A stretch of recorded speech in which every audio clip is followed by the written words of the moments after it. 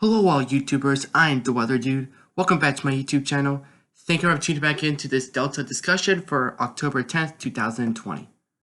Before I get on with today's video, however, if you guys want to stay up to date with the latest forecast and best forecast from the Weather Dude, then please, every single one of you that is not subscribed, please click the subscribe and the ring and the notification bell so you guys stay up to date with the latest The Weather Dude content. And also, please watch the whole video. Thank you guys so much, by the way, for 1,000 subscribers. It really does mean a lot to me.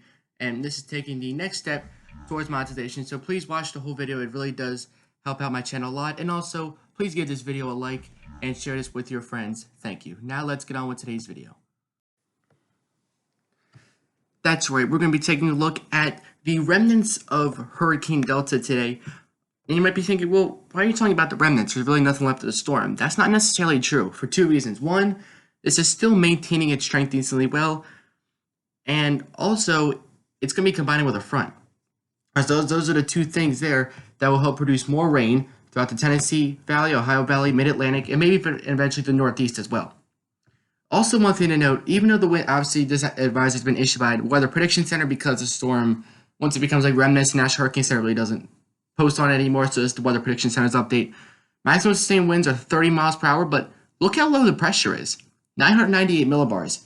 Usually when the pressure is that low, you find winds of maybe 40 or 45 miles per hour, or maybe even 50. So that told you that because the storm is so big, or it was very large at one point, the pressure is still maintained to be pretty low. So the pressure has maintained itself, has been really low, and obviously lower pressure means stronger winds. So we're probably seeing some gusts well above 40 miles per hour, even though the sustained winds are technically 30 miles per hour. And this is moving northeast. Really hasn't accelerated yet. It might start to soon once it latches up with that front. But it's only moving at 12 miles an hour, which is actually right on average, pretty much 10 to just under 15 miles an hour. Between 10 and 15 or 10 and 14 is how a tropical system should move. That's like the average speed that they move. So it's moving at an average speed. All right, now let's take a look at the rainfall. Rainfall could be a lot. Now I'm going to refresh, even though I just set this up. Maybe there could be something, maybe it could be something new. Maybe another update from the Weather Prediction Center here. All right, looks like nothing has changed. So this is still an update, I believe, from 5 p.m. or so this was created. So this is valid from 2 p.m. Eastern time today through 8 p.m. Eastern time on Monday. So this is basically through the next like 48 hours-ish. So this really doesn't include rainfall because this will actually be lasting for maybe the next 72 hours because once you count that front, I think they're just talking about the rain just from Delta itself. So still, look at the Appalachian Mountains here. 4 to 6 inches of rain widespread throughout Asheville, and even a couple orange specks, which is 6 to 10. All right, but that'll be very, very localized. And that's only if we get like a nice band to sit over there for a long period of time. But generally, about 4 to 7. I'll even give 4 to 7 inches of rain for the Appalachian Mountains. But even still, well outside of that, we got 2 to 4 inches of rain extending up to Western Virginia. Also, northeastern Maryland, northern Delaware, all the way into central and southern Jersey, as well as southeastern PA. So that includes Trenton, Philly, Wilmington, Baltimore, and down to Washington, D.C. You guys can still pick up 2 to 4 inches of rainfall, and it may come in a short amount of time. So watch out for some flooding as well. Anybody shading any kind of color of green, you guys could still see an additional 1+ inches of rainfall. So an inch is still a lot, especially if it falls in a very short period of time. So everyone that's shaded in any color is going to get at least an inch of rainfall. Obviously, darker green and the yellows mean more rainfall and some heavier rainfall.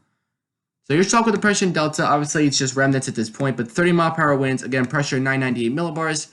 All right, then you can see the radius of the circulation, the maximum wind. This storm has gotten pretty large here, all right, especially up until its landfall point. They make landfall winds of about 100 or 105 miles an hour as a Cat 2 hurricane, right near where Hurricane Laura made landfall, right around southwestern Louisiana near Cameron. As you can see, look at this huge circulation here. Like, look at this thing.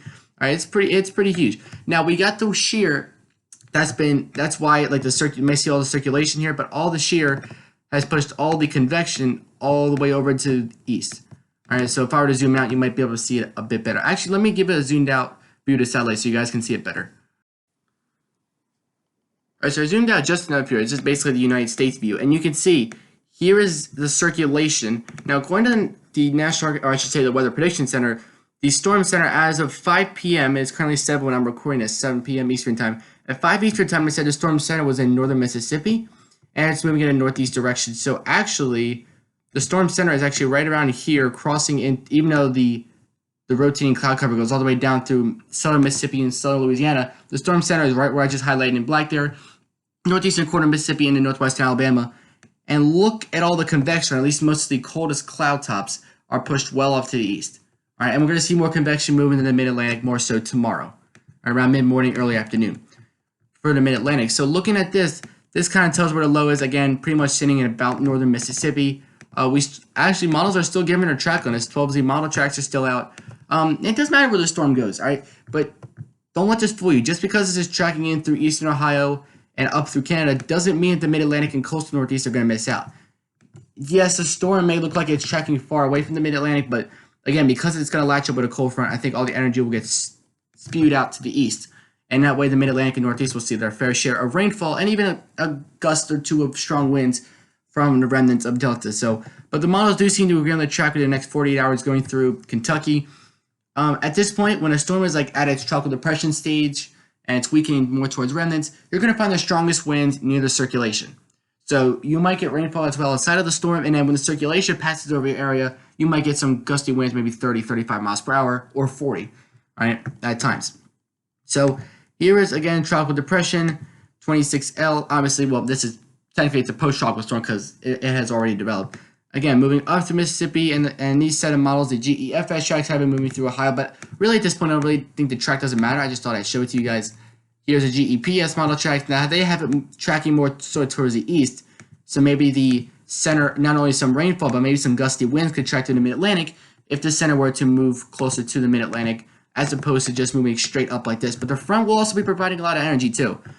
That's usually what happens with the mid-Atlantic and Northeast. When I get tropical systems that may make landfall in Florida or the Southern Carolinas or even the Gulf Coast, a lot of times the remnants will get carried up and there will always be another source of energy. Could be a cold front, could be even more moisture fueled off from the ocean.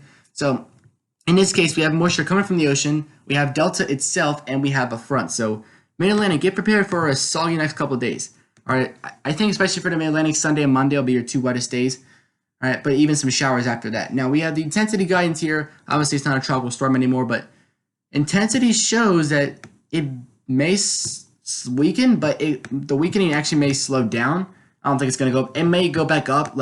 I think actually it's a good call by the models that it could go back up briefly when it latches up at the front. It gives a little bit more energy, so winds, we could see some more gusty winds. I think winds will generally be sustained winds about 25 to 35 miles an hour. We could see occasional gusts passing 45. All right, but that's just an occasional gust, not sustained winds. So here's a GFS model. All right, I mean, even though it's a remnant, I mean, the storm, this still matters, okay? This is still a very big deal. All right, some people could still lose power. Matter of fact, let's actually get the latest check on the power outages map from Hurricane Delta. So here we have a check on the power outages. It's updated about every 10 minutes, I believe. So this was last updated at 6:50. It is currently exactly 7 o'clock now. Now, I believe New York, because that's what just caught my attention the fastest was New York, because New York, I believe when they had that, because there was a big line of gusty storms, in case you guys missed it, that came through the Northeast not too long ago. I believe it was like a day or two ago. So, and that brought a lot of power outages for folks in the Northeast. I think that's come down since, but I think the only reason New York's outages is a little bit higher, I think because their population's a lot higher than the rest. Like Massachusetts is 2.5 million customers tracked according to this, not the population, but the customers tracked. And New York is over 8 million customers tracked. All right, so I think it's a bit different. All right, but still 13,000 customers down in New York. If it's greater than 10,000, your state will be shaded in yellow. But the states is shaded in orange, meaning anywhere from 50 to 100,000 outages, and red obviously means greater than 100,000. So top areas by outages, Louisiana has 474,000 customers without power still. Texas is about 80,000, which I think was down from about well over 100 this morning. So the crews are working very hard in that sunshine there to get the power restored. Mississippi, 52,000 customers are without power. So let's zoom in a bit on Louisiana because it's really fascinating to look at the power outage map here and take a look at the counties that are affected. So it's pretty much right where Delta tracked through. I mean, this is pretty much where Delta tracked. Thankfully, the county that New Orleans is located, Orleans County, there's really no customers without power. Not seeing too much in eastern Louisiana. We only got like 100 customers out down here. But then you make your way towards Allen County, Vernon County, Burgard County, Cameron County, where Cameron, Louisiana is. We're starting to see like, 10, 20,000, over 20,000. Cameron County seems to only be 700 for now. Some red counties, meaning when you zoom in at this case, but I like to zoom in on the counties because it gives you more of more from a percentage standpoint. So like if it's a dark red, that means like nearly 100% of the county was without power. If it's yellow, maybe anywhere from 10 or 20% of the counties without power. So I like when it's more of a percentage ratio because it gives you a better idea. All right, not just how many customers are without power. So there's a zoom on Louisiana. We're going to do Texas and Mississippi, and we will carry on. So here's Texas. 12 million customers are tracked, and 80,000 were without power.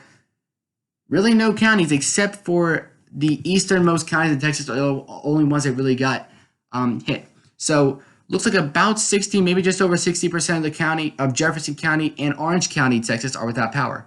Like Orange County, 41,000 customers are tracked, and 18,000 of them were without power. So that's a good chunk.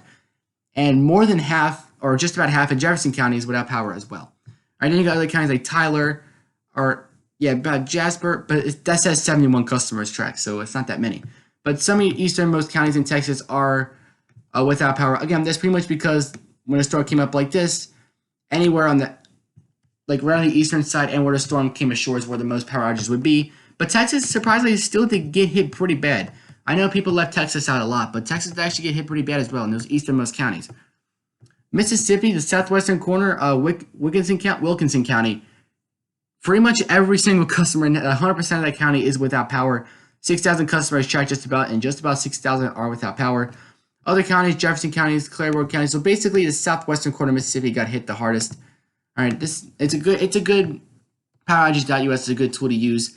We'll be doing a check before I wrap up the video. So if you want to see another update on this, consider staying towards the end of the video to find out the latest power outage track. All right, so let's go now. I'll leave that up so we'll refresh it later. Let's go to, where was I? The GFS model. Again, so here's a delta moving up through the northeast, and some spots will be getting some very heavy rainfall, like the Mid-Atlantic region, all right? Especially in that corridor from Maryland through New Jersey, because see some very heavy rainfall as well. Then some of that energy from the front starts to come through, and that may provide even more rainfall on Tuesday.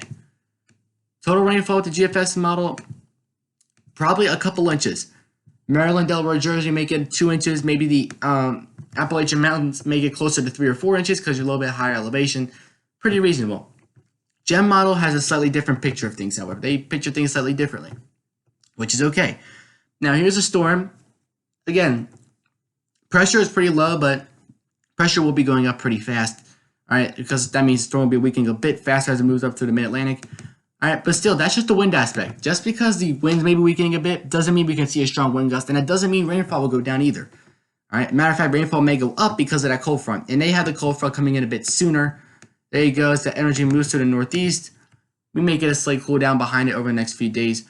GEM model calls for a bit more, maybe closer to 3.5 inches for the Mid-Atlantic, and maybe closer to 5 inches of rain for the Appalachian Mountains. So they have a bit more rainfall than the GFS. All right. So let's go to the European model, and wow, really? Okay, there's some winter. I mean, I accidentally just zoomed in 10 days out, and wow, spoiler alert. Okay, this could be, because I have my winter forecast coming out pretty soon, so this will be interesting to talk about this, because look at this. Eastern Louisiana, Western Ohio, look at all that snowfall.